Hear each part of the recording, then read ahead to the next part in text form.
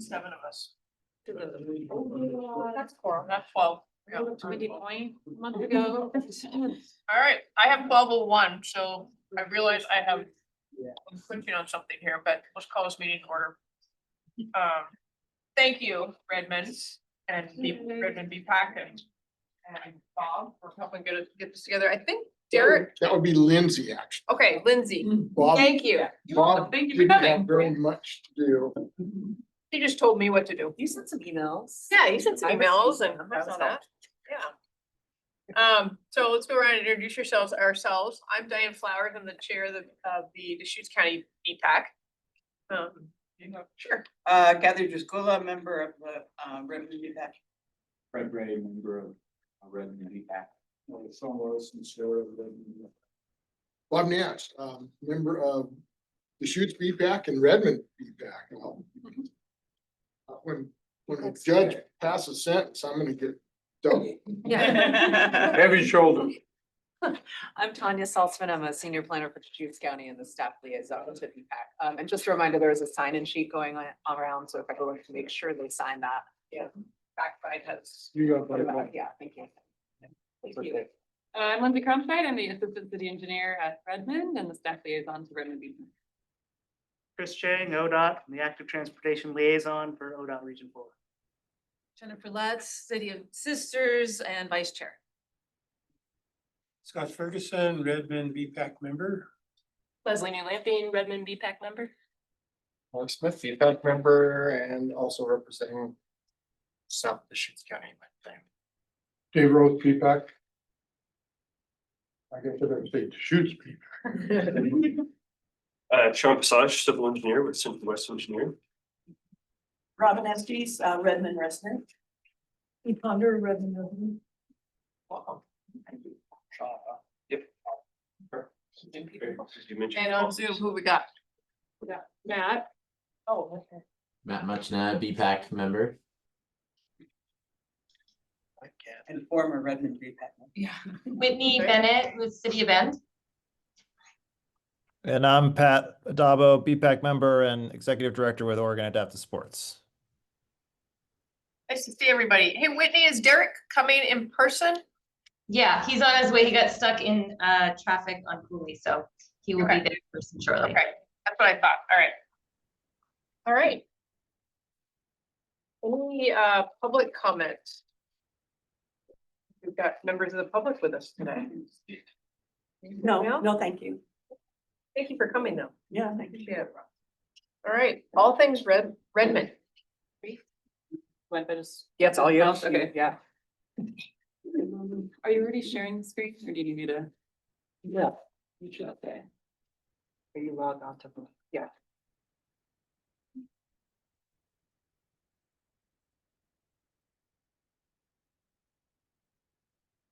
Stefan, you can. Okay, those on the Teams call, can you see the presentation? Yeah, okay, great. Okay, well, again, thanks for coming to Redmond and hosting this meeting with us. It's always, it's a highlight. And again, this is my first year doing BPAC. Obviously, you guys are probably familiar with Sarah Vowell, who has since moved on to City of Sisters. So be easy on me.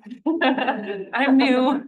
But yeah, just very excited to kind of go over what Redmond has going on is within our BPAC group and with the city overall. So my presentation, I'll try to keep it around 20 minutes and then Q&A at the end, but feel free to ask any questions as we go. Again, today we'll just go over BPAC accomplishments over the previous year. We'll discuss our 2026 work plan and I'll do a brief overview of our significant capital projects that are either recently completed or in the queue to be completed. How do I do this? Okay, there we go. Yeah. Okay, how many banners? Okay. BPAC accomplishments. So one of the things that the BPAC group worked on over the last year is creating a bike map. I think the inspiration for this was one of the bike maps that Ben had created. So we wanted to do something similar for Redmond. You can see it is published on our website. Here's the link provided. It really highlights, you know, points of interest such as pump tracks, repair stations, bike racks, stairs, and then it offers the bike network layers that have been qualified basically as whether it's a bike lane, buffered bike lane, or quiet street, pedestrian path, and sharrows. So it's really not more, it's not identifying whether it's an easy path or advanced path. It's more of just saying, this is what exists. And here are your options based on maybe the route you want to take that's comfortable for you. And I guess I would also offer anyone in our BPAC group, again, I wasn't here last year, so if you want to say something about any of these, feel free to chime in and offer some input. Lindsay, if you Okay. don't mind me asking, or is this all user generated data, or is this being pulled from city data or? It's a little of both. Like, so we started with our transportation system plan and looked at the classification of roadways and where these types of facilities are supposed to be installed. And then the BPAC group went boots on the ground and verified where they were actually installed and what condition they are. They didn't want to put proposed things on here. They wanted to provide a map that's true today that people can use today. So that's how it differs a little bit from our TSB. It's kind of what's out there. So are those points of interest, those are user created? So No. that is BPAC team created. Yeah, Yeah. so they collect the data and then we use our GIS team to create the layer. It's not like crowdsourced from anyone in the public. It's just from our team. Okay. Thank you. Is that right? Yeah, the city did have some prior existing information online, but it was pretty old. I think Lindsay pretty well captured it, that, you know, it was just a matter of us going out and kind of confirming things. Sweet.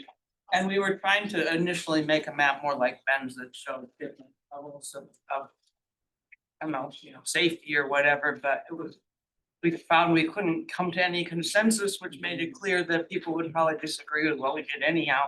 So we gave up on that part. Very true.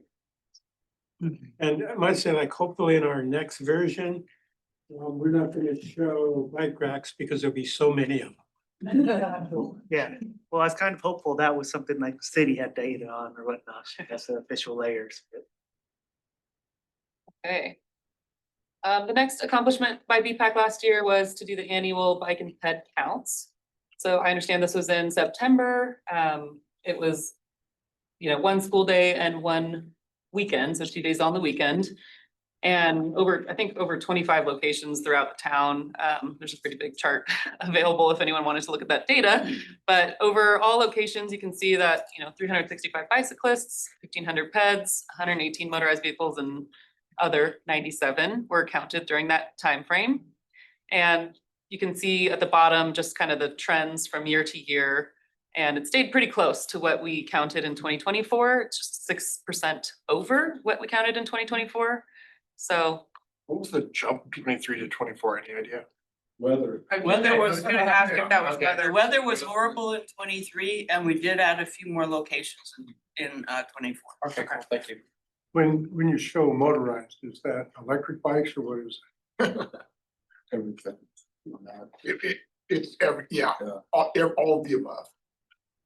We So didn't. maybe the electric scooters and those one wheel things, I don't know. it? Oh, okay. One wheel.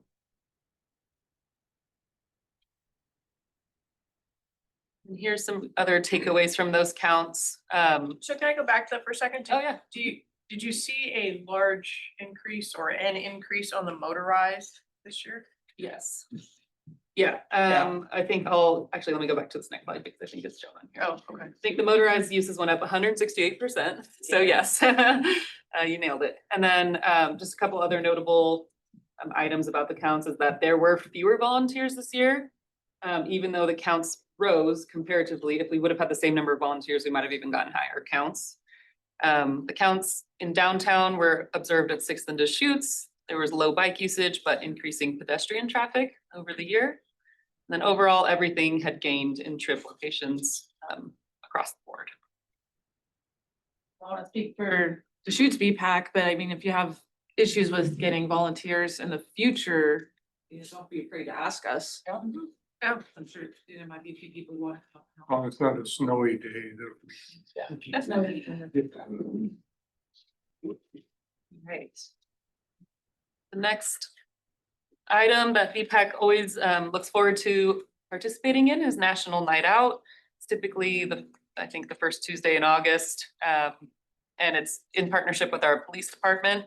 So I understand BPAC brings out a booth and, you know, offers educational materials. They've passed out helmets to children, and really just tried to increase awareness of bikes and pedestrians within the Redmond community. But I think it's a really well-attended event and we get our face out there pretty well. And it's A shout doing out it to again. Commute Options for providing the helmets that we were able to give kids.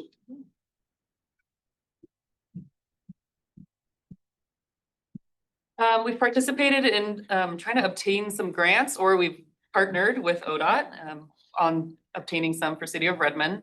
So the first bullet point here is the 2025 City of Redmond Safe Routes to School Construction Grant. That is at Sage Elementary, and I have a slide on it afterwards, so I'll show you that in a little bit, but that was awarded and it's in construction this summer. We also have a Safe Routes to School Planning Grant that we had just received word that we got awarded. So that will help us create a Safe Routes to School planning document for Obsidian Middle School, Lynch Elementary, and John Tuck Elementary. And it'll basically help us identify what improvements are needed so that we can come forward in the future and apply for construction grants a little bit easier. So we're looking forward to that. The 2026 Safe Streets for All grant application was just recently submitted, and that was to ask to prepare a transportation safety action plan. This is our first time pursuing that document and that plan. We used to be incorporated into Deschutes County's plan. They just went through an update, I understand last year, and kind of removed the larger municipalities out of there. So we wanted to make sure we were still covered and didn't have that gap. And that's why we're going after our own, and it'd probably be easier to manage on our own as well and have a little more control over that.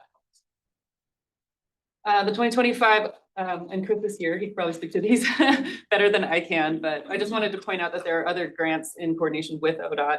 The 2025 ODOT Oregon Community Pass Grant. This is located on the east side of town near the new Oasis Village property, and where the Core 3 facility will be going in.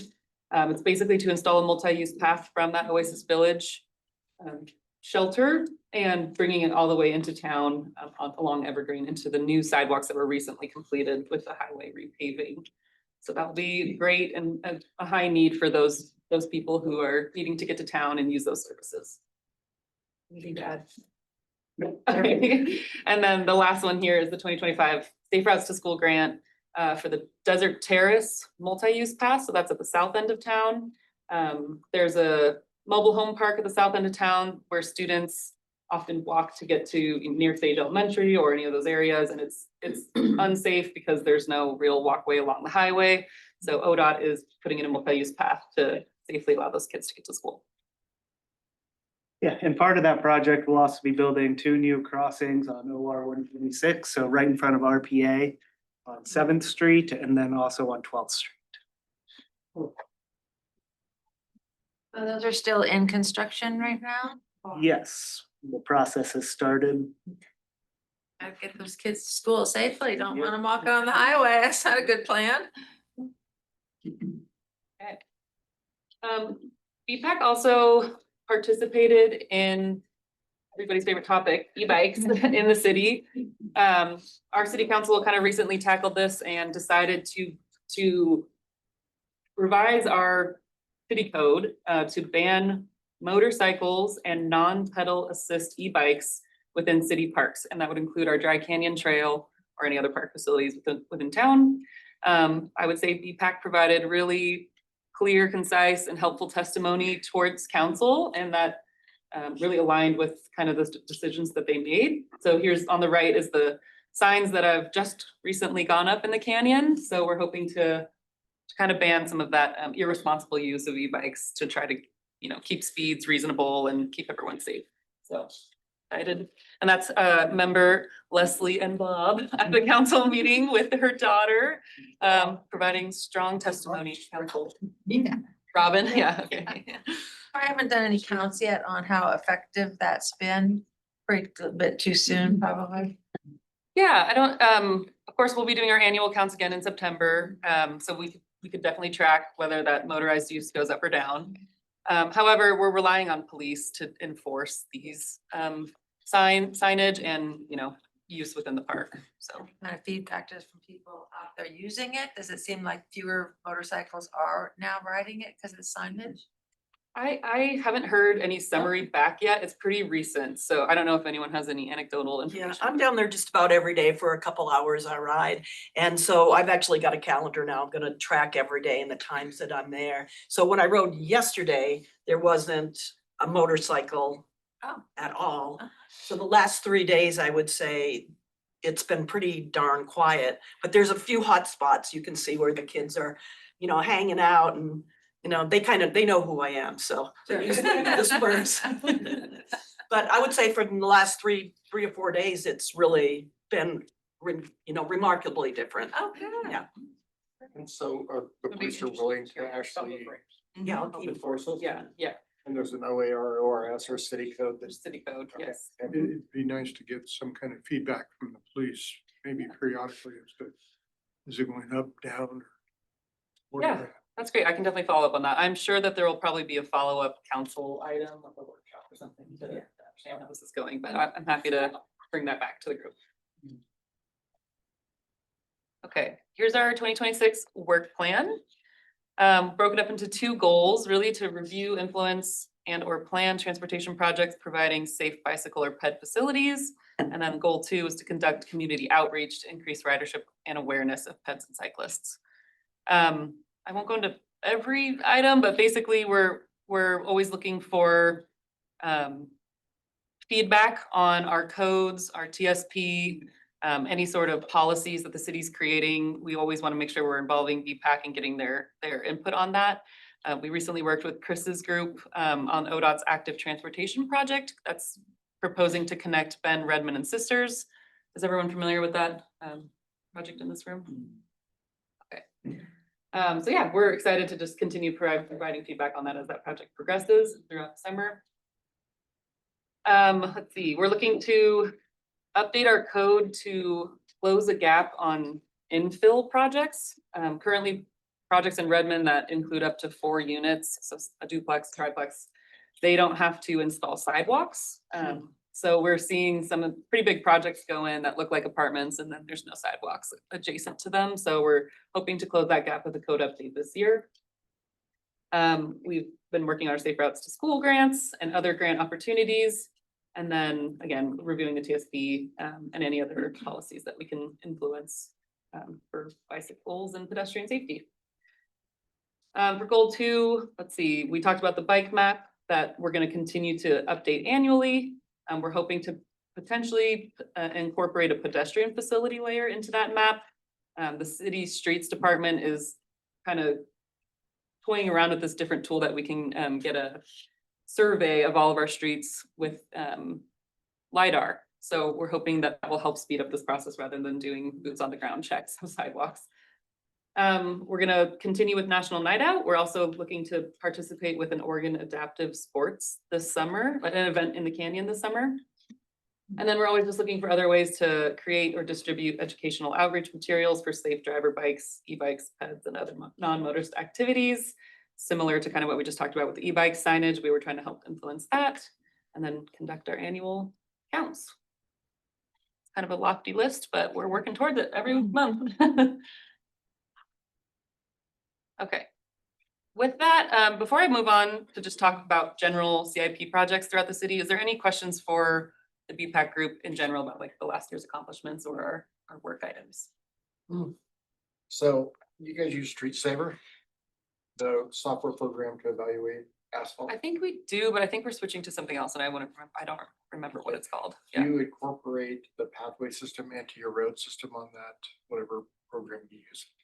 I believe so, yeah. Our streets department is, they do maintain like the Dry Canyon Trail and they would be checking any sort of condition index with that, but I'm not as familiar with that program myself, but if you have other questions, I'm happy to connect you to. That'd be great. Yeah.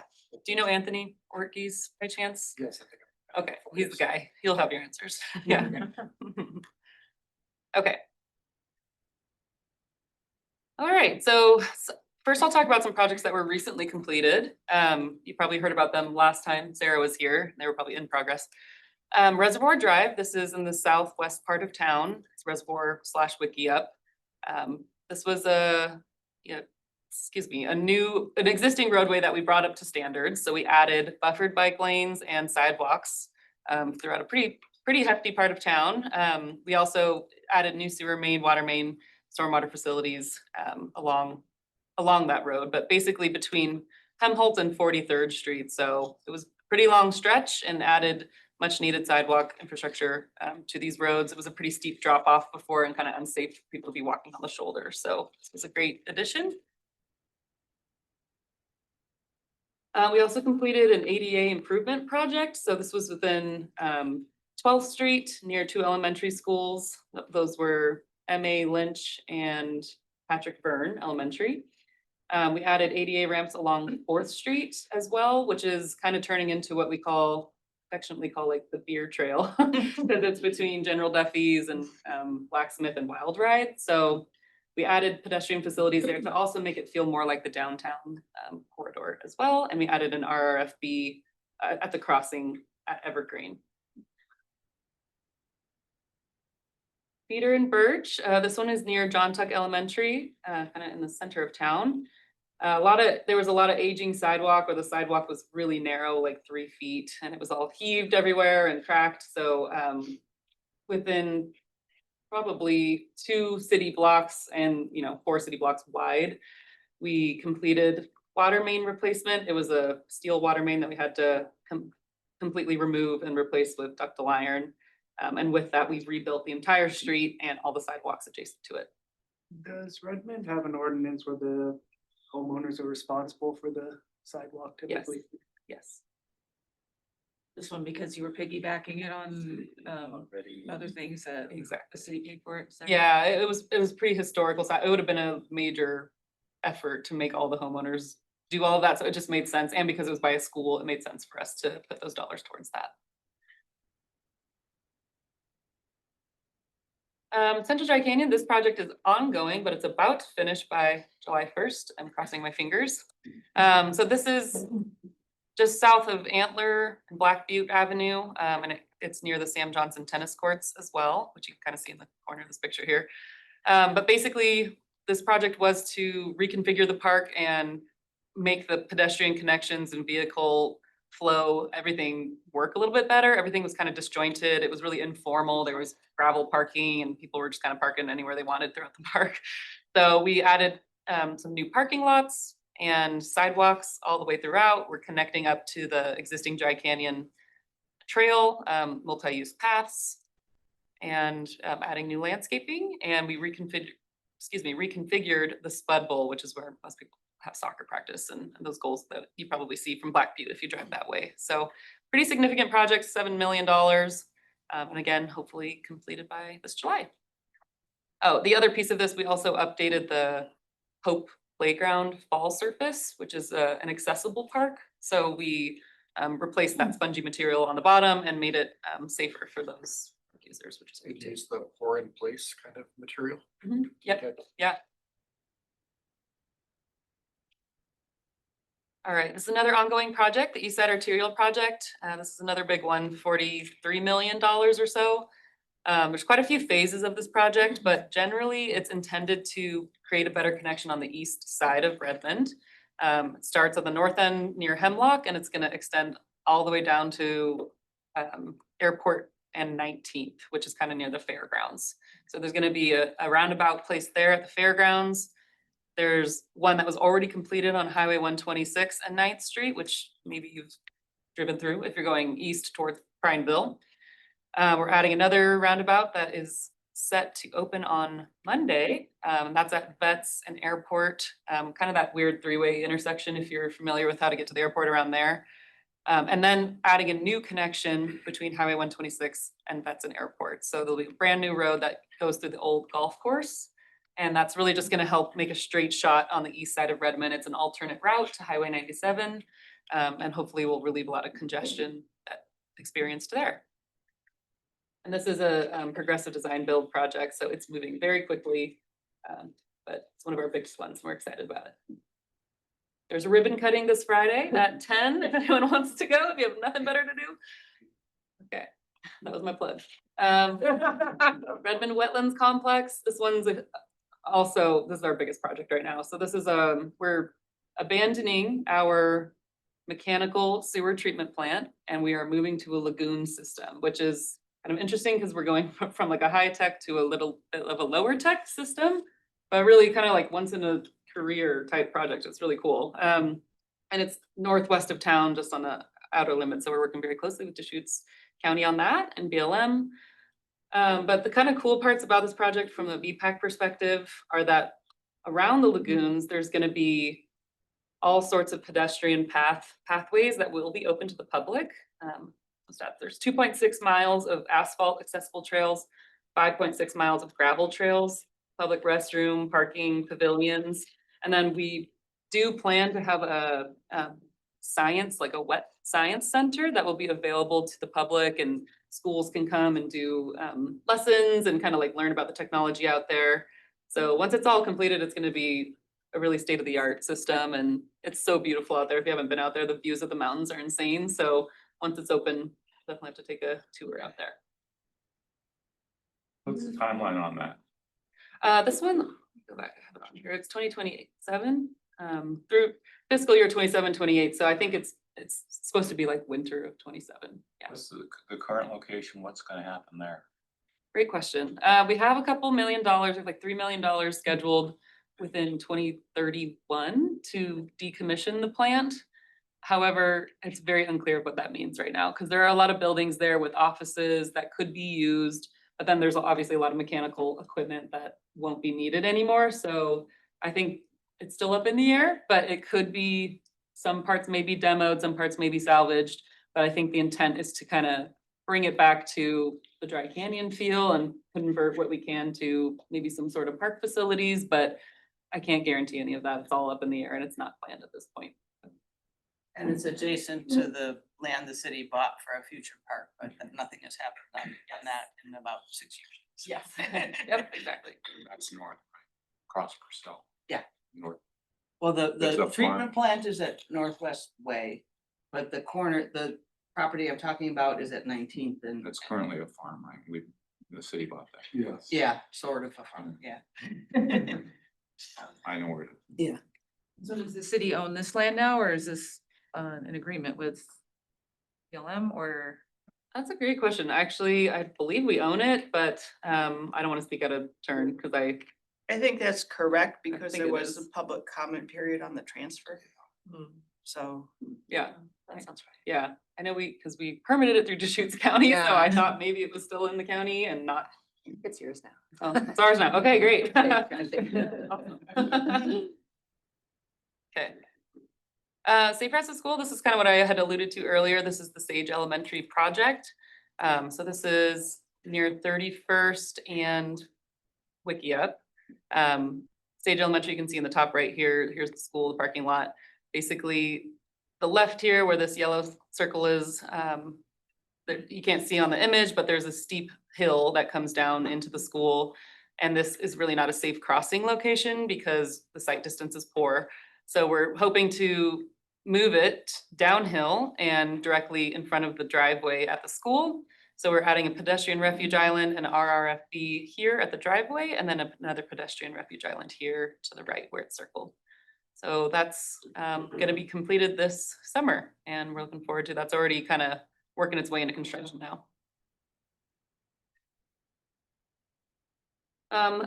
So now we're moving into the upcoming projects, just to give you a quick highlight. Cinder Hollow, this is kind of a city-initiated affordable housing project. This is the cinder pit near 31st and the cemetery, also by Sage Elementary School, actually. We'll be working with a developer to turn this into some sort of affordable housing project.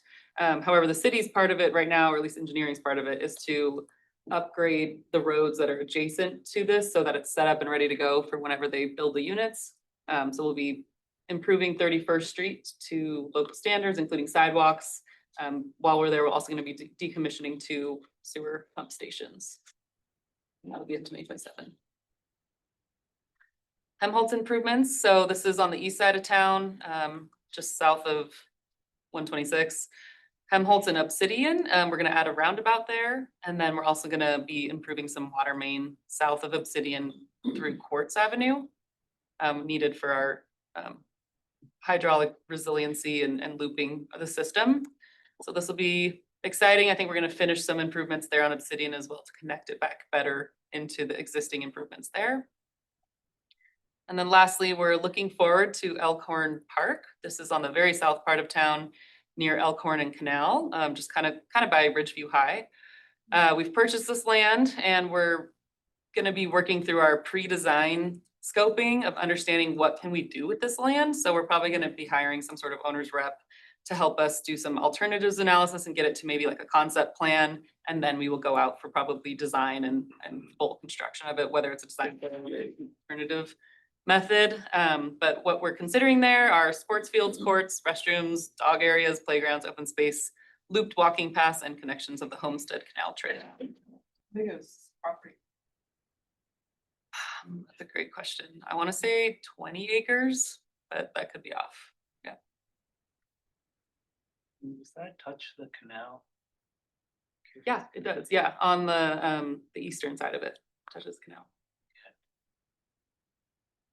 Maybe we can discuss a bridge at some point. Oh, yeah. Bridge is needed.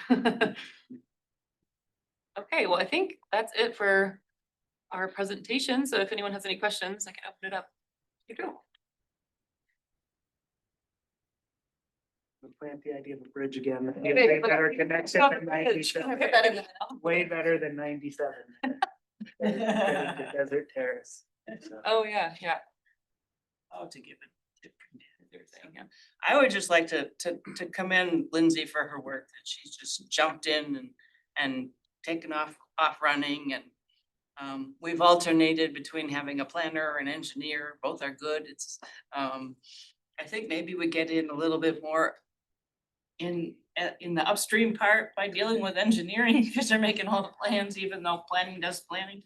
And she's just been a good support for us.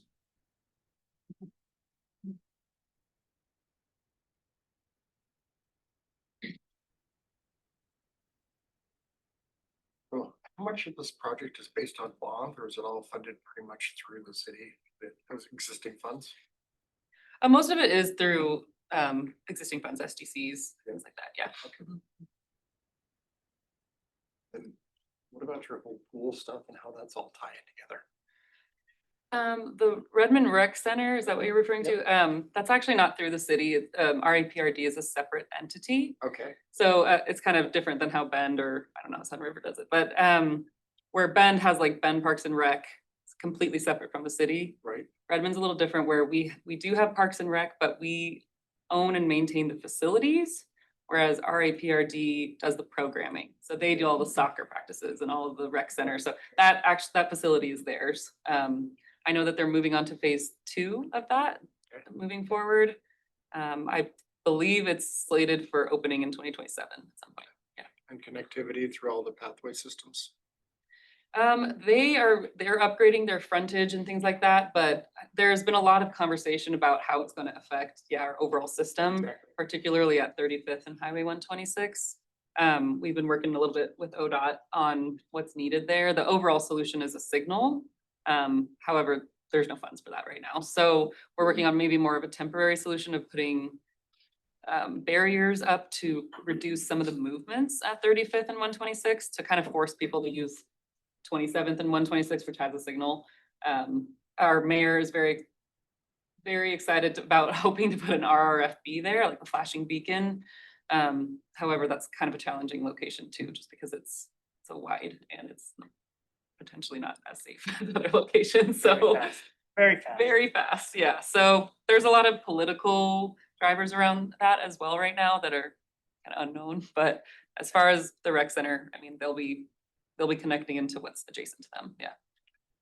Just some context on 35th too. We got a small amount of money from some congressional directed spending. We'd asked for like 3 million for a signal, got like 200,000.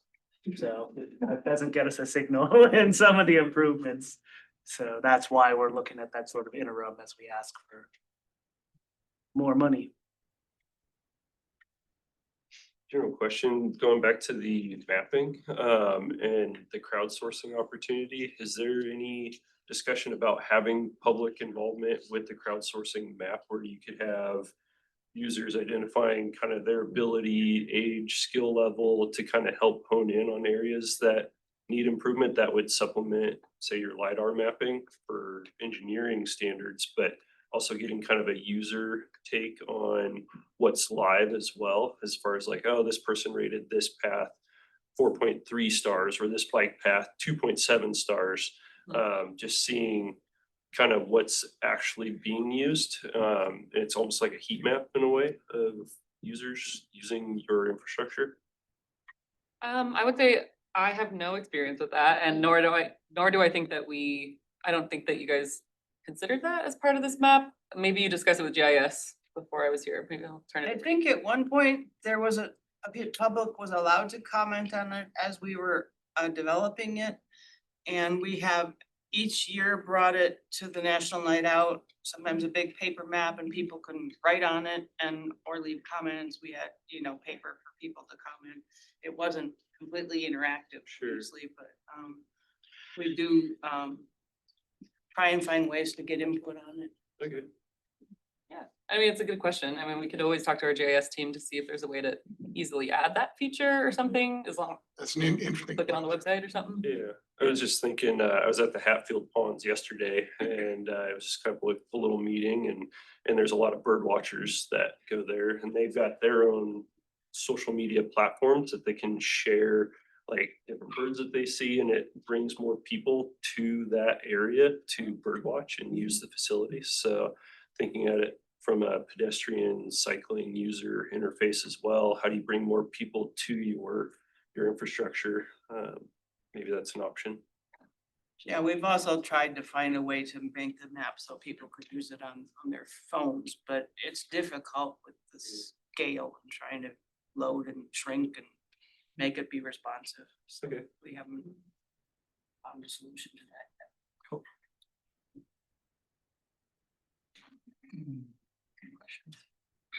Yeah, just ignore that. What? I'm excited to see some of the sidewalk projects. Several years ago, I think Mike Cocovano took a bunch of us from somewhere we're meeting here out to the pump track. And boy, there was a lot of sidewalk out that way that was not existent or just completely broken up. You were walking basically in the street a lot. So that's great that you're kind of honing in on some of those areas and upgrading that. Yeah, definitely. And we are programming, I think it's like $100,000 to $150,000 annually for ADA improvement projects. Sometimes it doesn't make sense to do that small of a project. So I think right now we're trying to roll them together to make a larger project that's more attractive. You maybe could get some funding from the ADA stuff too, to get some of that infill put in, maybe. Yeah, maybe. Yeah. We're not pursuing any right now, but yeah, this is just through our regular annual program. So we already have the money and we're rolling it together. So that's a positive. We just need to figure out where to go next. So I'm sure we'll be talking with our BPAC group about that when that project comes up. Yeah. Great. You want to expand the online just in case? Yeah, somebody. hiding. Great.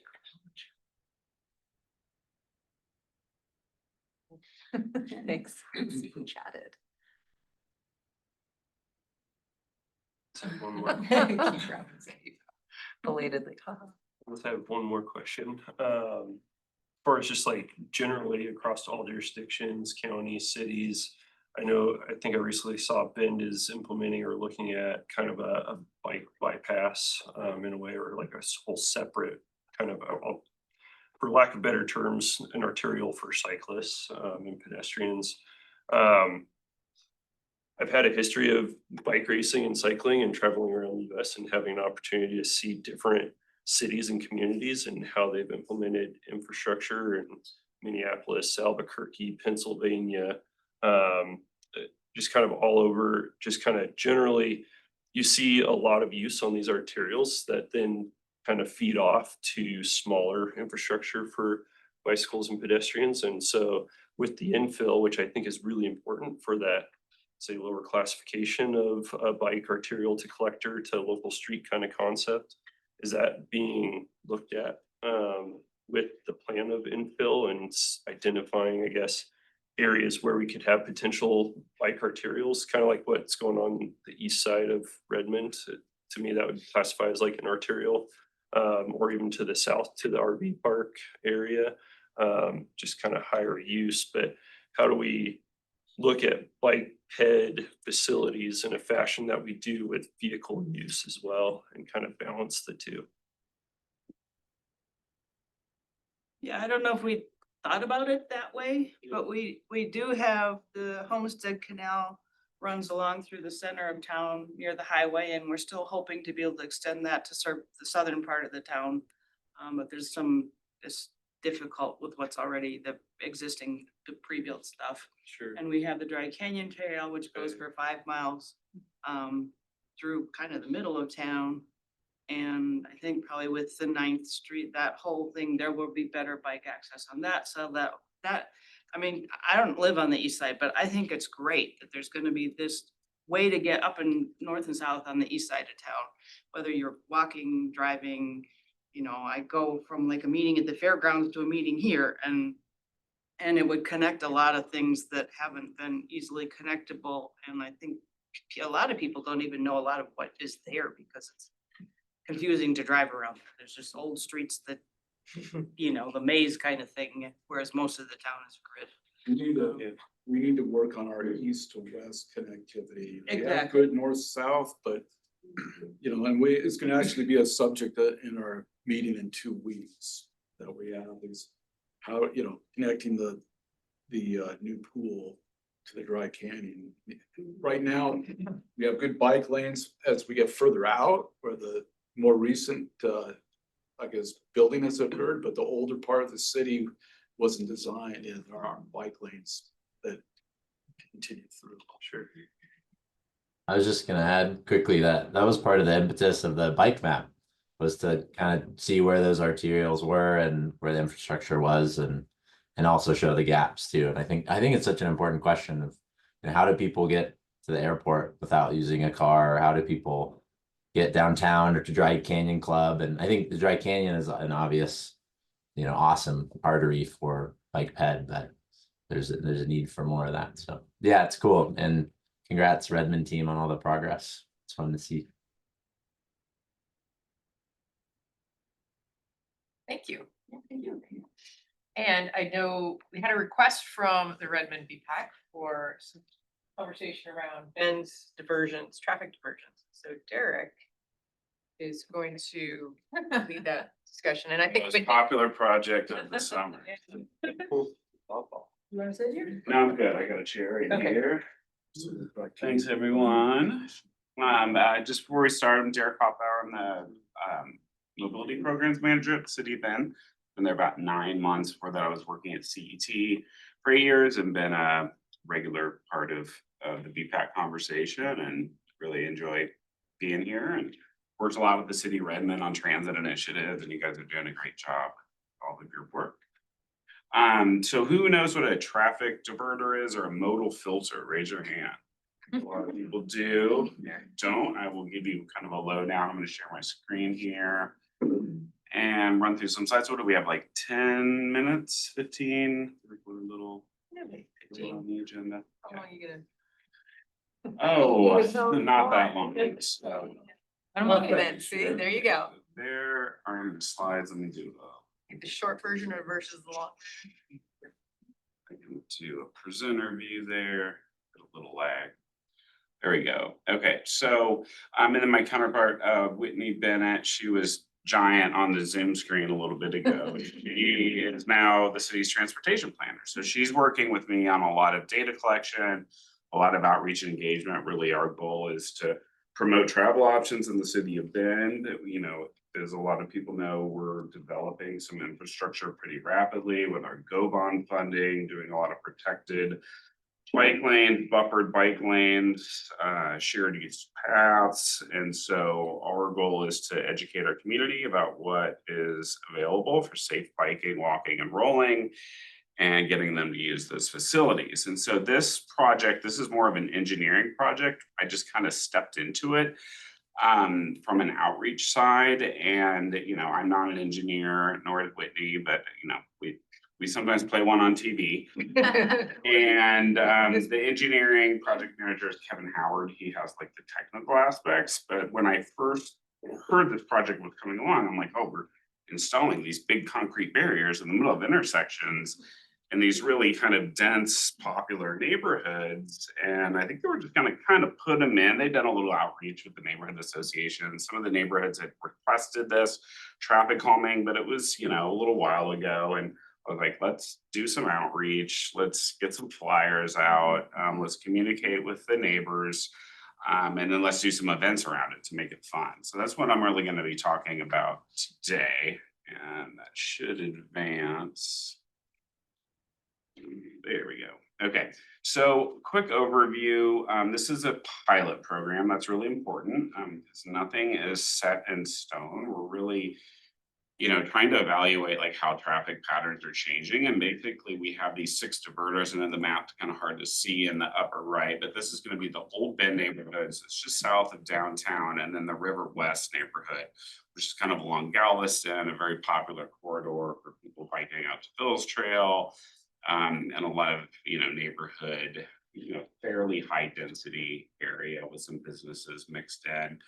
I think the important thing to note is the project was $60,000 for materials and signage. And that is like a steal. I mean, anything you do permanent for these is going to be in the million plus range. And we use these kind of, you can see in the photo below, they're actually like parts of like sewer pieces, like drainage.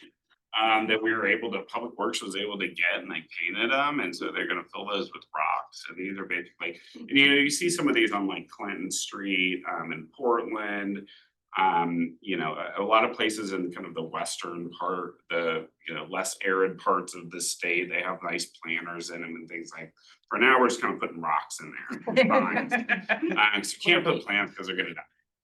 But eventually we might do some art, and I'll talk about that later. But we implemented them in early May 2026, and really the goals are, we want to create. So this is along our Bend Bikeways project. So we're trying to connect our east, west, north, south corridors with signed Bend Bikeways signs, and I have an example of our wayfinding sign here. I can leave out for later. And, one of the challenges is that we just have a lot of cut through traffic. This is the Old Bend neighborhood is a really popular cut through destination between the Old Mill and downtown. Instead of taking Bond Street like you're supposed to, they're cutting through these neighborhood streets, and they're cutting right through our Bend bikeways, right? Our kind of designated bikeways where we want cyclists to feel safe, to feel comfortable. And there's not a lot of sidewalks on these streets. These are really old streets, right? So they aren't retrofitted with sidewalks. So we want to create safe places for people to bike, walk, and roll. We want to reduce vehicle speeds. We want to reduce crashes. We want to minimize cut through traffic. And of course, increase people walking, biking, and rolling. And then we're eventually going to sign those with our wayfinding signs and have a designated route so we can kind of point people in that direction when they're on bikes or on foot. And a really important part of this is we got to evaluate the effectiveness of the program. So these things are here to stay for 2 years, and at the end, we've got Kittleson and Associates on board to do some analysis. Our staff also has some before survey data, some before speed data, traffic volume data, and that was kind of the impetus for putting these diverters in these locations, because we knew there was a lot of traffic volumes on these certain streets, and we needed to kind of protect those for people biking, walking, and rolling. I need to learn to advance my slide like 5 seconds before I move on to it. Are the barrels fastened to the ground in some way?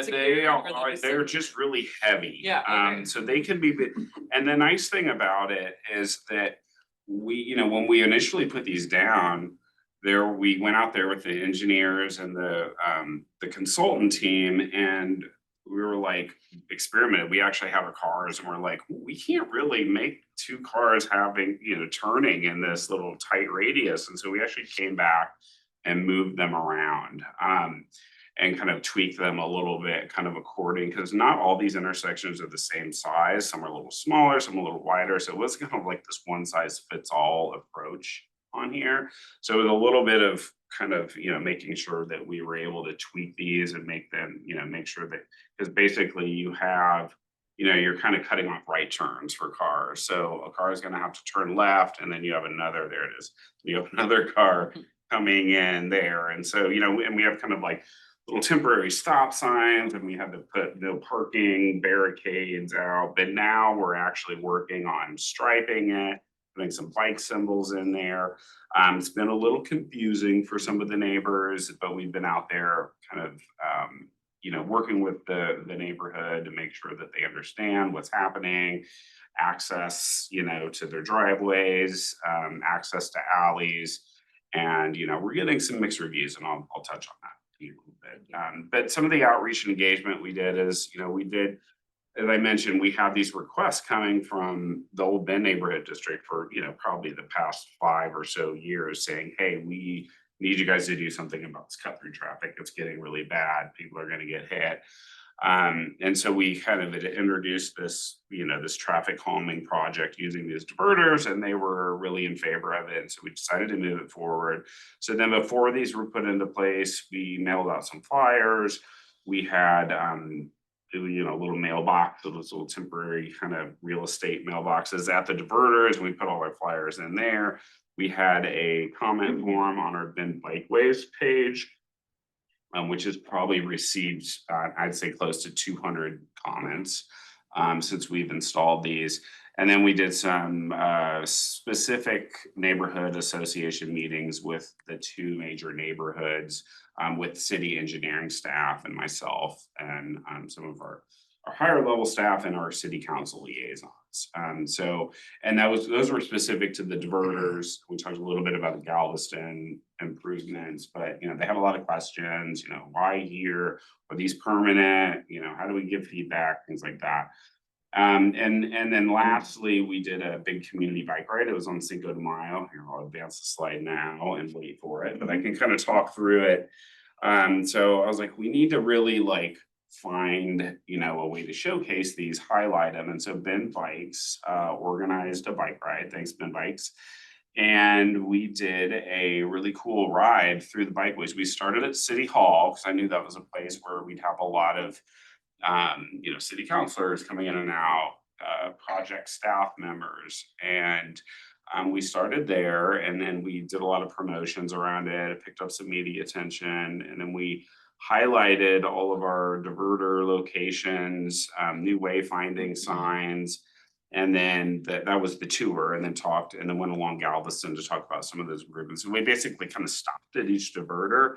So, and I was envisioning 30 people joining. We had over 65. So, we had to kind of corral a lot of people, but it was kind of nice because nobody's driving through these intersections anymore because they're, designed to kind of do that. So we really had kind of a great safe space to be on these right sides of these diverters and be able to get a big group together and kind of talk through, see some of the traffic interacting with it. So it was really kind of eye-opening, and we have a lot of support on the ride and a lot of support from the folks who are finally, I can ride from the east-west part of town safely. And the bikes basically go straight through them, right? Cars can't. They're spaced just far enough apart. And we heard a little bit of feedback, let's get them a little, can a cargo bike fit through? What if I got my kid, in a trailer, or my dog in a trailer, can we fit through?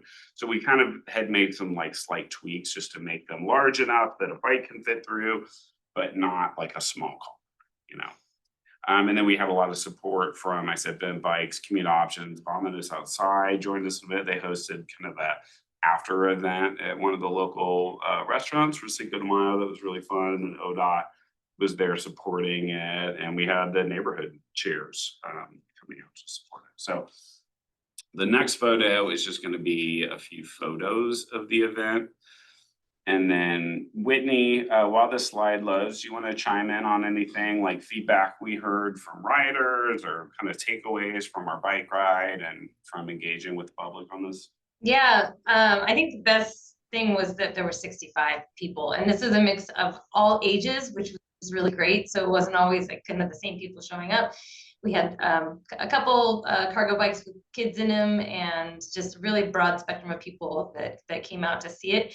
And some in general, really, when we finished it, we're so happy that overall, it was a lot of positive feedback. I think we were strategic in certain, how long we stayed in certain places to really open that up to make sure that was what was happening. But in terms of the feedback, one of my favorite comments was when someone shouted out, like, when are we gonna get these over on the east side? And so there's like that kind of support of like, of that wanting more of these.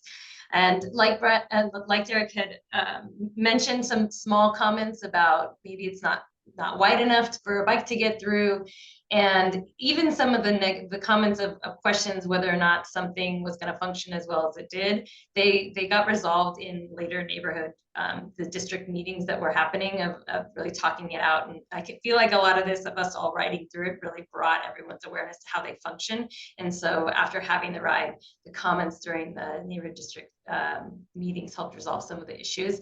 And the other thing I wanted to note is that the things that did get pointed out, the team overall, the engineers were really responsive. So sometimes the signage wasn't clear to people on bikes, maybe sending the wrong message.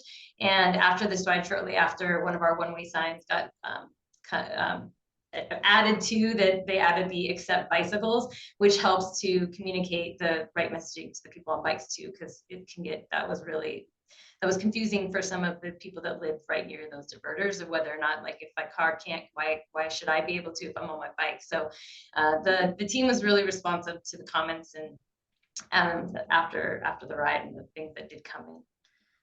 The other comment, one of the big comments too, was whether or not this is going to show up on Google Maps. If someone's mapping is, if it's diverted, if traffic diversions is going to show up for when they pull up for wayfinding when you're driving. And we are working on that. So there is a way to do it. It's not easy. And so it takes some time to work in the GIS department to really make sure that communication goes forward. Because it's temporary, but it's 2 years, it makes it a little bit tricky on the process. So it's a work in progress, and the goal is to get that resolved so that people will have that pop up when they are using Google Maps to navigate through the neighborhoods. Yeah, I think that's the main points that I wanted to add, Derek. Okay, thanks. Yeah, and I will also add that we did a big FAQ sheet. So we took all the comments that were coming in via our website, and our project engineer just happened to go on vacation like the week they were dropped.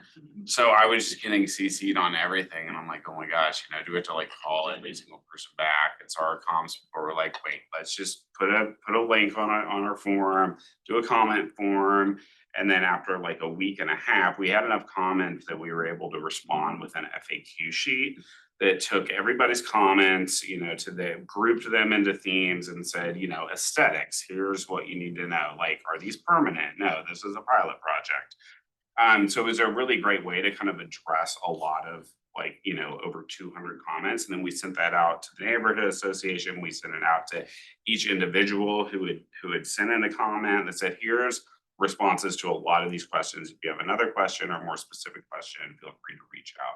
So we kind of covered a lot of the communications with some of that. And so this is just a reflection of some of the community feedback that we got. And so this is just a very high level theme on safety. So like the people who are really for these, obviously people that are biking, walking on these streets, they're noticing a reduction in speeding, their streets are quieter, safer. You've got children playing in the streets again, reduced noise from heavy truck traffic. And so really the goal, and it does take some time for like traffic patterns to settle in, right? Like once you drive this a lot, if you're a driver and you now realize, oh, I shouldn't go down the street because I know there's going to be this diverter there. I should go on, more of an arterial street or a through street that's going to connect. And so that's the idea, that it does take time. And that's why we did the 2-year pilot to just work on some of the communications and like how people are kind of reacting to these. And some of the concerns people had is that they were confusion. Like a neighbor pointed out, they're like, I look out my window and there were 19 new signs, and they're really high and they're sticking out of these diverters. They aren't the most attractive things, but we're actually pulling some of those higher signs down. It was a very kind of like early, like, hey, warning, this is a new thing, for people driving at night. We don't want them running right through it, right? So it was kind of a cautionary thing. And now we're adding some paint, some of the green bike paint for cyclists. We're adding wayfinding signage. So we're kind of making them a little nicer looking. That was a big comment, like the aesthetics, like, come on, can you use planners or like, are you gonna fill these? They're basically have trash in them now, you know, they could like giant garbage cans, we're like, no, we're gonna make them nice. And then, you know, and then some of we also heard from a woman who lived right next to them that every single person in her family had been hit by a car, not like injured badly, but like her kids, her like, because they're, you know, they bike everywhere and they lived there for 20 years. And she's like, and I actually got her on video saying like now like this street is quiet again. Like we can, you know, and there's like, and as she's talking, there's like 4 kids that are like biking through the diverter and like a family walking. And I was like, oh my God, this is like the perfect moment. It never happens like that. But it did. I was like, yes, okay, great. Let's just end the event now before anything bad happens. But it was really good. It was good to kind of and the whole point is like reinforcing this, like letting the neighbors see that there are groups of people and there are a lot of people biking, walking, and Ben that appreciate this. You know, and some of the other comments are like people who are now on the streets where we're diverting traffic, you know, they're getting like a little more traffic on the street. So there's kind of a trade-off here. And hopefully that'll kind of settle down over time and we'll evaluate that. So, and I just want to wrap up here because I know we're low on time. But next steps, we're already working on some of the fine tuning and adjustments. We're doing some of the striping, installing more of the permanent kind of taller signs or stop signs instead of just having them kind of lower on the ground. And then we're going to be doing pop-up events this summer, working with some local artists to see if we can put like some kind of like day glow or reflective graphics on it, and working with the neighborhood to see like what's the neighborhood identity. How do you want to kind of make these your own, you know, installations and have them be a little different from the other ones and make them look a little nicer. And then we've just got, as I mentioned, ongoing bike peg counts. We're going to be counting the traffic, speed volume, and then looking like if we are going to do these permanent, are we going to continue using these, or are there better models that we can use? Are there more, I think they're like, there's some kind of like, they're almost like concrete berms, but they're flexible, but they look a little nicer and they're kind of curved. So you don't have these big round objects, you have more of a channelized zone. And there's a little more room for the cars. And then there's like a kind of more of a channel for bikes. So we might look at looking at some other materials and things like that to just make it look nicer. But that's all I got. And I'll just stop the share because. Hey, Derek, I will say Yep. I drive Galveston Okay. several times a week and I'm doing grocery shopping primarily, so I'm in my car and I got groceries. But your signage is like off the top charts. I mean, I was like, oh, traffic ahead, Yeah. traffic. And I'm like, oh, what's gonna happen? And then it's like, oh, all of these, I just can't make a left turn on this little street. And at first I noticed the green paint on the sidewalk of that Yeah. street too. So I'm like, oh, something's gonna happen here. But I think that it's really well marked. You can possibly be confused as a driver if you're on like one of those main streets going by. So I think that part you guys have done a really good job on. Yeah, thanks. I appreciate it. Yeah, and all those like those signs that we put out, like, hey, you know, road, street closed Good. ahead, those will eventually go away. Those are required whenever we do like a major traffic pattern. And there's, you know, one street that's closed to right turns off of like Colorado or Arizona, like coming off Old Mill, and that's like a big deal, you know, Yeah. but that's going right through the neighborhood, and people Yeah. were really concerned about their kids getting hit, you know, by Yeah. cars speeding through there. We have some preliminary data that shows that like, because we did some radar before the project and after, that like speeds dropped by like 15 miles an hour and volumes dropped by half just on that street, just within like a week of the project. It was, yeah. And you know, and they're just seeing these big diverters and like, okay, first thing I think of a driver is I need to slow down. There's something going on up here where it's not just like a straight, you know, straight shot through. I need to be careful. There's something here. So it's, they're working as intended. You know, we just working with the community to figure out like what's the, you know, what's a permanent solution, or is there a different, you know, style we can use. So we're just continuing to listen and learn. So it's a cool project. If Redmond ever does this, just get on your communications early. Maybe just do 1 or 2 and kind of see how those work, and then do I'll be the calling you others. first. Because I thought it was gonna take like a month for them to put like, they were like, oh, we do 1 a week. They put it all 6 in 2 days. Oh. And we were like, oh my God. Project engineering, the engineer just went on vacation, so we're out there kind of scrambling this. Lesson learned. Cool. I have a One comment. Yeah, go ahead. On I'm not sure what the street is. I think it's Delaware. Yeah. Off of Colorado. Yeah. You guys put that in, back in there just a block or two. And Ben Electric Bikes was, I think, was in there. Mhm. There's someplace else now. But on the other end of that building, there's a couple of restaurants. Mhm. And one was a great Mexican restaurant. But anyway, wife and I were in there a month or so ago. Is it Poppy Chulos? Yeah, and That's where we have they it were, then. they were whining. Oh, were they? Okay. Their fear is because if they, that whole, I don't know if anybody's familiar with this, but that whole section north of Colorado, all of those small homes in there were built by the lumber company, and those were mill housing. They're close together, not well made, streets are narrow, and they're terrified that our truck can't get through to get into that pocket. And because there's their restaurant, which, you know, there could be a fire, whatever, but anyway, that was their fear. Yeah. So just Yeah. somehow or other, you gotta make allowance Mhm. for fire trucks, Yeah, or yeah, and- emergency vehicles to get through. Yeah, and we did that, and actually, we coordinated with the fire chief, the police department, and they were fine with the turning radiuses, and that's why we kind of adjusted them a Like, little I don't think more. I could get my car through that one. Yeah, I mean, as long as somebody's not turning in there, they can turn, or they've also plotted out alternate routes to just go around them in case there's a fire, you know, if there's a fire right next to the road. Anyway, there They'll is find a way to get there, right? But we did do enough, right? But yeah, more of that communication, I think, is important in making sure that they're on board with it. Because we did get a lot of comments on that, like emergency services, how are they gonna get there? So, But do they ever do a drive through there? yeah, yeah, they tested it, yeah.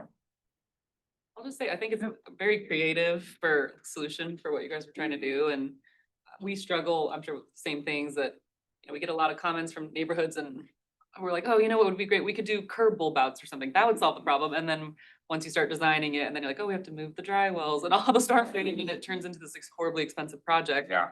But doing something like this, where it's like, oh, you just put it on, you just plop it on the You road, can or move like, it it out doesn't as change people drainage design patterns and things like that, so. Yeah. It just, yeah, it seems really cool, and I think we're trying to find similar solutions for cost-effective solutions. What material are they made of? But they're like these, like, they're concrete. Okay. Yeah, so it's part of like a sewer kind of manhole item. Yeah. Did you have any pushback from the local residents on that?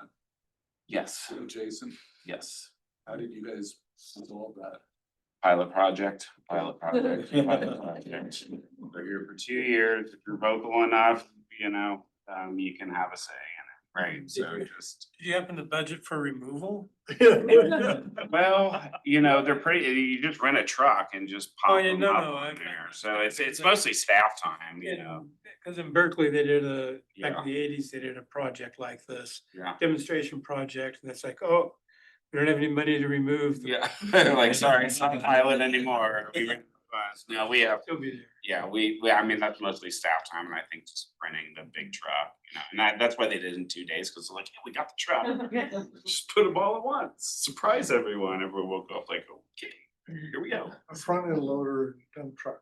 Yeah, Very yeah. quickly. Yeah, I could just see that being helpful on some of our quiet streets. yeah. There's something- Yeah, and there's, you know, some of the other suggestions are like, why not just like a 4-way stop? Why not a mini roundabout, you know? But I mean, mini roundabouts are gonna be 500 grand each, and then you're gonna find sewer issues and drainage, you know? So it's like, you know, there are other ways to do this, but this was just a really good way to see how traffic is moving differently and recording more people biking and walking on these streets, and really presenting the data and saying, you know, this worked or this didn't work, and here's why we should continue or shouldn't do this. So that data collection is like huge, and that's why Whitney's on board, is to help with that and to tell our story. I do like the idea you mentioned of becomes more permanent, having a little more of a curved thing rather than Right, guide. yeah. Like I live near the one on 15th and Cumberland, and when I Mhm. scooch through as a pedestrian or bike, I feel like I'm doing something wrong. Yeah. I feel like I'm going through like an active Mhm. construction site, 'cause Yeah. there are cones and stuff, but it's something that's a little more intentional, and I totally Right. get that it's Yeah. temporary. And also anecdotally, I was just at the one in 15th and Cumberland, and there was a group, there was like a party of kids, and they Oh, were all, they had nice. their parents, I don't know if they were doing like theater or like wheelies or something, but they were all like sitting along the curb right in front of the diverter, Yeah. like it worked. Yeah. So it was really great. It was, they took the street back. And it was How are you gonna do the data collection? That's gonna be Kittleson leading that, so they're looking at traffic volumes, and we have a lot of before data that we have just stored up from, we've done annual traffic counts every year. We hire a vendor to do that, and we targeted a lot of these streets to do the before count, so they're gonna come and do the after counts. And then we're gonna be out, just doing events and doing some surveys with people, like, do you like this, do you not like it, has it made you increase your biking, not increase it? And so we'll have some kind of more anecdotal, like qualitative data on that. Ready? Thank you, appreciate that. Yeah. I had one more question. Oh, Yes. sorry. Oh, yeah.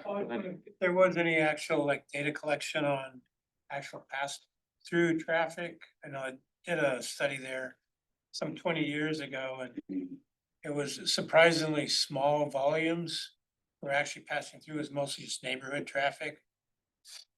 Yeah, it wasn't, it didn't like trigger something major, but it was enough to have us pilot something as an approach. And again, the neighborhood asked for it, right? They're like, we need the city to do something here. And it wasn't just like the volume of traffic, it was more speeds and just people not paying attention and trying to get to downtown in a hurry. And there was just risk that, their kids would be playing in the street or biking through and they would get hit, right? So, this was kind of at a request from the neighborhood to do these. And so the traffic volumes, I mean, they were like on the higher end, but they weren't, ridiculously high. But as our city grows and every summer, we just see more and more traffic, like, it's probably a few years ago, you can imagine they were getting to be pretty far up there in terms of the volumes for that type of street, which should be kind of a low stress. It's right next to all the bikeways. It's like you said, it's an old neighborhood, skinny streets, no sidewalks, right? So they just aren't safe places for people to be out on the streets. So great. Well, thanks. Appreciate it. Thank you. All right, on to committee business, approval of May minutes. Approval. Second. All in favor? Aye. Yep, on board too, on Pat did too. So, all right. I saw the hands. Yep. All right, moving on. Open VPAC positions. Yeah. You wanna just Yeah. kinda talk- All good. Yeah. So as we all know, there's 6 people up for reappointment. One of whom has decided not to continue with feedback. That's Megan Winfield. The others, it's a combination of at-large and one from Sisters and one from City Events. So the board, I forget what I told you guys last week or last month, but how, maybe I'm repeating myself, but basically the board gave approval to reappoint the at-large members rather than recruit for them, which would have been like just and then the cities of Bend and the cities of Sisters have reappointed or recommended reappointment of Dave Roth and Jennifer Letts. So the next step is to go to consent agenda. So I will be getting that in front of the board probably the week after next. It's just a kind of administrative thing. I'll let anyone know if anything weird happens, but consider yourselves reappointed. The 6th position, we received 2 applications. And I forwarded that to Diane. And so basically the next steps are we need to convene a group of people who'd like to do those interviews. We're gonna interview them both. And then kind of turn that around, bring a selection back to BPAC or do it by email. Technically they expire the end of June. So we want to get that wrapped up ASAP. And that is it. And I will be out for 2 weeks. Starting from the 12th to the 26th. And when's the consent? It's every week, but we'll probably do the consent agenda, not next Wednesday, but the Wednesday after that. So while I'm away, but that's fine. But in terms of the interviews, that all needs to take place while I'm gone. Okay. So you guys need to coordinate amongst yourself and then report back when I come back, if I come back. When do you want to be? Talk amongst yourselves. And then we will wrap that up. And if it's a little bit after the July 1st, no one's dying. So we can work it out. We'll We'll still have a quorum. We'll still have a quorum. It won't affect committee business or anything like that, but so that is the task of the soon to be formed interview committee. So, Okay, so so, the update. yeah, so along with that, we do need to have some folks, in the interviews. Anybody, I know Wendy wants to. Been on it for a couple of years now, so I've done a lot of interviews. I'm happy to do it again. Dave? I've done it a few times with Wendy, and we don't beat them up too bad. If there's a need for more, I can possibly help out. So that, Usually the interviews are by Zoom, so. I know Dave Green likes to do it too. Yeah. so you might touch Yeah, base. I will, I'll touch base with them. And the only thing we can coordinate offline is that if you want to do it by Zoom, I won't be there to initiate those, so you'll have to either use a personal account to do that. and I would be extra if you don't have it.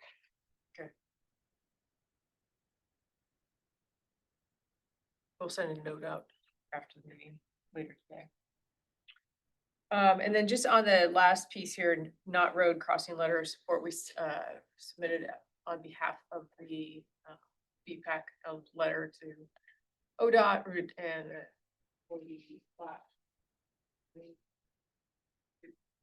supporting the undercrossing at Knott Road earlier this week. So, all right. Let's see. So updates, I know. Chris, why don't you go first? Because you've got the Deschutes County. Sure. Yeah. Um, Well, Yeah. can we back up a little bit Oh. because Matt and I exchanged like 2 emails. Okay. Of just trying to re-engage around the outreach topic, so Okay. we're happy to dive back into that. Yeah, Matt can chime in here, and so I Yeah. think we had, at least I know I had one question about, now the county's moved over to the new web platform and just are we getting a better sense of what we can and can't do for Yes. messaging and also just our site and Yeah, I mean, we can do a little bit more. For instance, we can have more than one photo on a web page. We can talk separately, Okay. but like, as I remain just a vessel for website content, you can tell me kind of what changes you'd like to make, or I'm happy to participate in those discussions. And if it's fairly straightforward, I can just do it. If it's kind of text and images, if it's anything more complicated than that or sub pages. But we do have a little bit more flexibility now. Yay. And is there any improved mechanism to communicate like a newsletter or any outreach? That has not changed with the website update. Okay. Do you have any other questions, Matt? No, I think that was my main thought, is just trying to get with the county communications team to see about a newsletter. I think its website is kind of our front facing, so I can work with Jennifer and kind of vet that. I was just looking at it and we have like our 2022 goals on there. So there's some things that just need to be updated. But then I think how people connect with our list, which I know Diane sends out, but just making it easier for people to either join that list or get off that list. So open to other ideas of constant contact and going through the county comms, isn't it? But yeah, just wanting to pick up outreach confo. And so I'll start a thread for us, Tanya and Yeah. Jennifer. Sounds good. Thanks. I think next month, we're also gonna talk kind of the existential Who are we? BPAC, who we are, and this is a great segue into that because I know on the website, there's some documents out there that have a whole bunch of links that none of them work. They go nowhere. So that's a little embarrassing.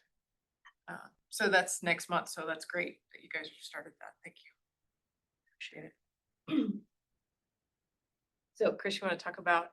Yes, real quick, we've touched most Redmond projects. I just want to mention, we're also going to be starting a sort of West Redmond planning project as well. So not just at 35th, but looking at Helmholtz and that entire section. So not just that signal discussion, but much more comprehensive look at that whole stretch. So that might be another good spot for conversations, also as it loops into the Choose Triangle.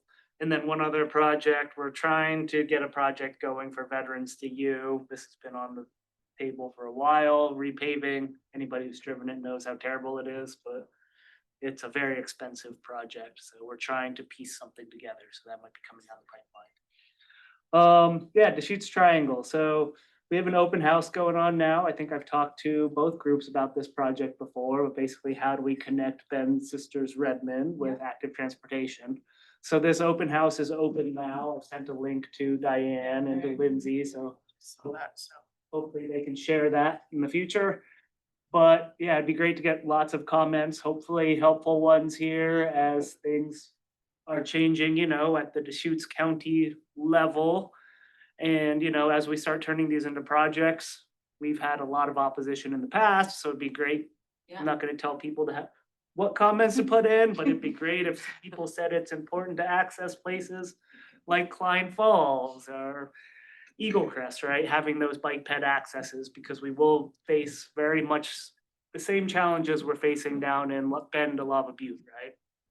Zoning, land use clearances, all of that. So those would be helpful. Some other ones thinking about these connections, Bend to Tumalo, how critical that might be. So having those comments would be nice. And then planting an idea slightly outside of this Deschutes Triangle, but if there were comments about how important it is to, make Redmond a hub and connect to Terrebonne and other places as well. That could be nice for future project planning. If anybody wanted to make comments like that, like maybe how Smith Rock's one of the biggest draws in the neighborhood and we should be able to connect those. So that could be helpful for future projects. So take a look at the open house. There's a lot of good stuff on there and hopefully we can get some good support so we can turn these into chunkable projects and get these funded and built as we go. Are you gonna forward that out? Yes, I will. I just saw it an hour. I was Yeah, gonna ask I you just about had it to and I not- got the email and I was like, oh, there it is.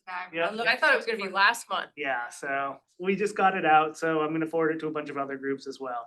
And then one quick other thing, ODOT's hosting a bike bill celebration in Salem on June 11th. Anybody feels like coming, we'll be at the Capitol doing an event. And we'll have a bike bus there and fun party and everything. So it's the 55th anniversary of the bike bill. And this will start at 12:30. So exciting stuff. This is what's funding a lot of these improvements when we talk about bike ped work. This is what sort of forces agencies to build bike and pedestrian infrastructure. We were one of the first in the nation to do that. So yeah, just trying to highlight that now. So if anybody has questions, feel free to email or want to come. Pat, the OAS updates? Summertime, so we are getting going with our summer programs, and I just got the announcement today from Parks and Rec that the Pine Nursery building that we're taking over and building out is actually now accessible to us. So like 2 months earlier than we thought it was going to be. So I'm hoping within the next month, we're going to get that renovation project done and have established our permanent adaptive cycling center here in Bend. So we'll probably have a press release and all that going out, and we'll love to have some BPAC folks there when we do a big ribbon cutting. You can check out. We also just bought about $20,000 more of different types of adaptive cycles. That was part of our grant from the Bend Sustainability Fund. I don't know what the status is of the Redmond event. I have to check in with our programming team. I know we have talked about it, but I don't know that it's anything more than conceptual at this point. So Leslie and everybody, I'll defer that to Carly and the program team here, but I do hope we can bring a trailer up there and do some adaptive cycling in Dry Canyon at some point before summer's end. So those are the big cycling updates in our world. We got a lot of other stuff going on, but stay tuned for this adaptive cycling center ribbon cutting. Hopefully next 30, 60 days, we'll get that all together. I've been emailing Carly, Pat. Oh, good. Okay, great.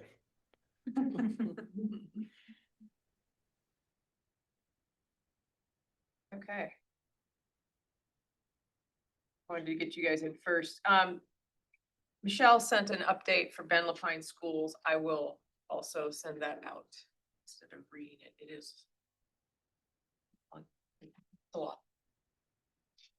All right. So how about Thunder River? Let's see. we're getting ready for people and I gotta be there by now. They're not there And yet? that's, so one of the things that we have about, you guys probably know, we have about 35, 36 miles of pathway now. And we resurface about, it's a 7-year, or it's broke up into 7 different sessions, so it's a rotation. And so we're just starting that this next week, and we're using a product that basically, it's called Onyx. It's kind of a test product that we're taking a look, because it has more aggregate in it. And it gets a little slick, and so we're gonna redo that. We're gonna do, 5 miles of that this year, and so we'll take a look and see how that works. That is just the main thing. You guys are probably really tired of hearing about my River Road tunnel, because I'm tired of it. And so when I have really good information, I'll tell you about that. So yeah, that's it.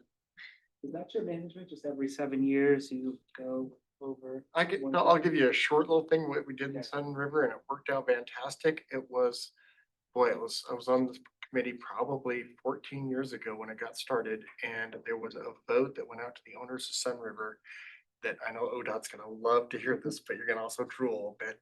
And then the owners made an option that they all paid an additional $34 per month per owner. And then that just went to the reserves. So I have every road project, every piece of equipment, everything in the entire world funded from now until eternity. Why?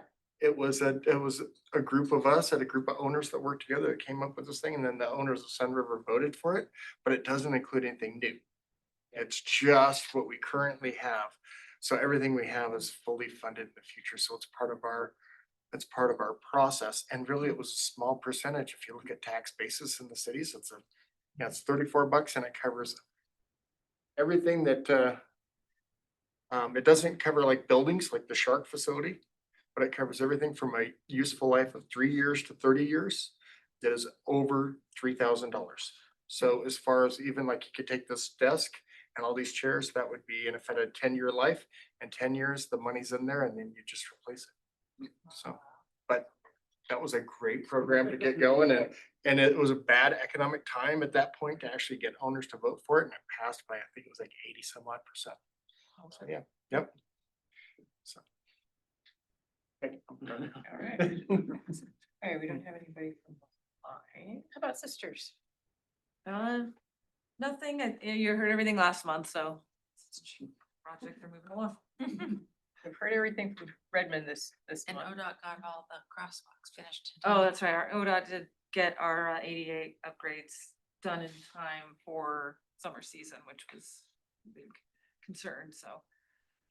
Went way faster than Redmond, sorry. It had nothing to do with that, we thought it was gonna be like spring and then they come back in the fall, but for some reason they just banged it out, so. I'm a little scared, but got done. It's great. All right, nobody here from Commute Options? County, any updates? Don't have any updates because we had someone on paternity leave. That's right, sure. Yesterday, but, oh, I will say that, since we are in Redmond, if anyone has Parabon connections, the Parabon Community Plan is still underway. We're gonna have our second open house, which will be advertised, probably the last week of July. Just putting that out there. Let me see. Right, let's see, what else? Nobody's here from CET or Commute Options? Did I miss anybody? Could we talk maybe a little bit about that Lava Lands project? Have you heard anything more, Chris, about that property that's right there? Yeah, I mean, that's what it is. We bumped that part of the construction for now because we don't have a trailhead on Knott Road. So there's no safe way for people to park or to get onto it. But are you guys talking the landowner, kind of getting stuff moving forward? I mean, we've already gone through all the legal battles, so we're all set on that end. It's just, we're not constructing because of the safety end. Right. I was wondering if you were talking with as far as for possibly that parking area that was in that area. So that was the flap application that was put in to do an undercrossing. Yeah. We probably won't build a trailhead. That would be a BPRD thing, as they do there. So it's been a lot of coordination with them as well. They're not quite ready for that component, so we'll build the undercrossing. That way we'll have at least safe connections onto the path from the other side and tie-ins. But perfect. Otherwise, that should start construction this winter. You are Mostly starting July. at Lava Butte and working. Lava Butte to High Desert Museum, Right. that part, including the undercrossing of 97. Chris, can you remind me of the timeline on that? Yeah, we'll start in the winter of this year, so that'll be mostly tree clearing and other brushing, detail work, and then the bulk of the construction will be in spring of 27. Awesome, thanks. My apologies, I came in late, but for people who, I'm Wendy Holzman and I'm a committee member, so I'm sorry, I was, took me a little longer to get here than I anticipated, so. All right, anything else that I've missed? Hey Diane. Yeah. If there's time, I got a little show and tell. These are 3D model intersections, so kind of relevant for Redmond if you have people who are blind and low vision to learn how to navigate roundabouts. We're doing a project. We can print these for you guys. They're just single lane roundabouts, double lane roundabouts. I can pass these around. It's a booklet. We have a Kittleson's working on this. They're pretty cool designs. The idea is to have also like visual directions for navigating roundabouts, and so it's a good accessibility project that we're working on. And then these are our bikeways, wayfinding signs. They'll be printed on big Wow. signs, but Very nice. so and we altered this. So, and then Whitney, anything to add on like CET and Tri-Transit? We Yeah, get so a pseudo CET update. real quick, yeah, we can blend it in with the CG. This week is Tri-Transit, and so the buses have been free in the mornings and in the, like, the morning commute and the afternoon commute. And so we linked in with them and we joined an event at the library to talk to people about what Derek was holding up, the plan for wayfinding, but also talk to people about how they could use the bike network that exists and like kind of put their bike on the bus to travel longer. So that was kind of really our main conversation during the Tri-Transit event. And on my way there, I don't know if anybody's ridden it yet, from Bear Creek to on 27th to Reed Market. The city has completed the path that's there. So it's a shared use path. And the other section of that that's completed is just east of 27th on Bear Creek. So there's an asphalt path there. And I rode that on my way to our train transit, and it was quite wonderful to be actually on 27th and not have the high level of stress that can be felt if you actually ever bike to 27th. So just to broadcast that's complete. There's some sections that are still in the works, long-term plan of actually getting all the way to the library, but from the library, you'll see the potential of it because there's another shared use path that's on the northbound side from the central library.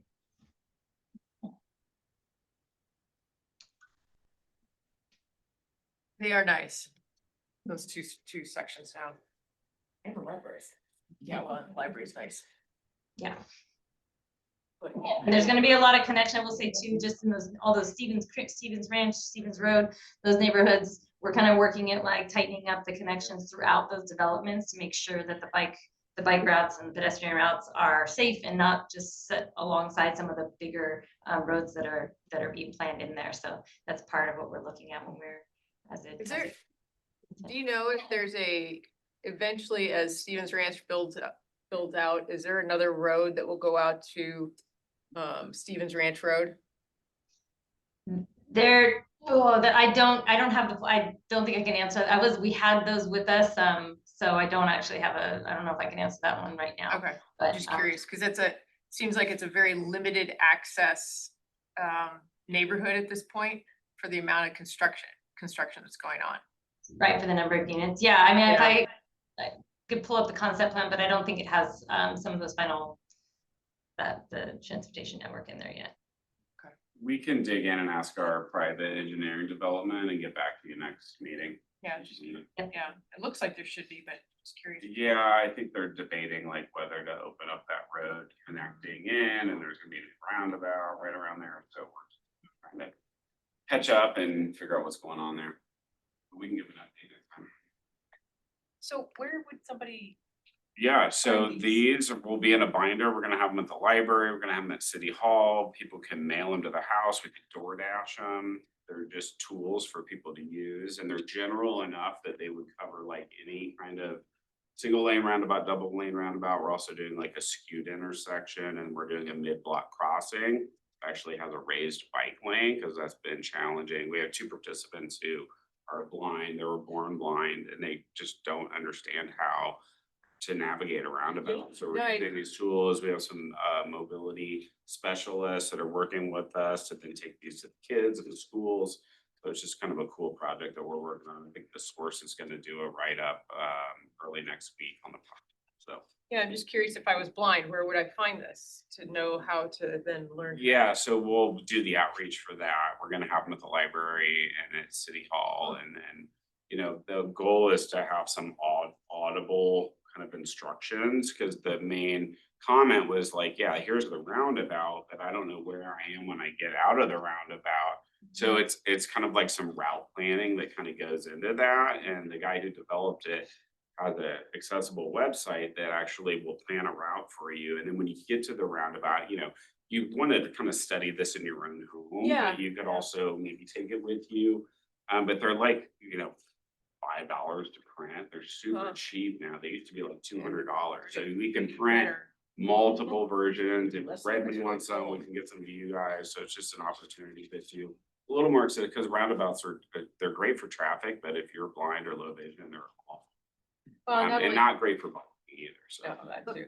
But every roundabout in town, at least in Bend, is different. So how does that? It is. It's more of like understanding how the traffic functions and where the pedestrian refuges are, Yeah. and like where the safe spots are, which those are pretty consistent.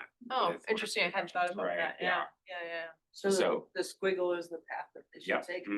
Yep, and they actually preferred these designs. Chris was there at the focus group, where it's a little more channelized and there's less detail on it. Yeah, That's that just has a a lot, lot. got a lot of So- things. That's got a lot. Yeah, Whitney's mom, she's low vision and she tested it last week, and Derek, Yeah. this last weekend, I got involved with video, making a video commercial Mhm. for commute options Yep. for helping someone visually impaired and getting across just a normal street. And we spent 3 hours Yeah. to do a 30-second ad. Mhm. So it's tough. It is tough. And that was just a normal street. Yeah. Let alone getting around, Yeah. not helping. Yeah, we're trying to do what we Yeah. can to help. Kudos to my mom for crossing that street however many times that was, like 40 times. She was a little nervous. fun. And I gotta run to another meeting, but thanks for Yeah, having me. thank you. Appreciate it. Thanks. Thanks, Whitney. And any other? Relates, so, yeah. Is there a silent sheet? Yeah, where did that end up? Oh, I took it. No, I appreciate that. You need this? Yes, thank you. Thank you. Thank you. Sorry about that. On the back. Tell your room. Okay. There. And once that's done, then meeting's adjourned. Okay. Thank you. Thank you. Thank you. They can run the camera station.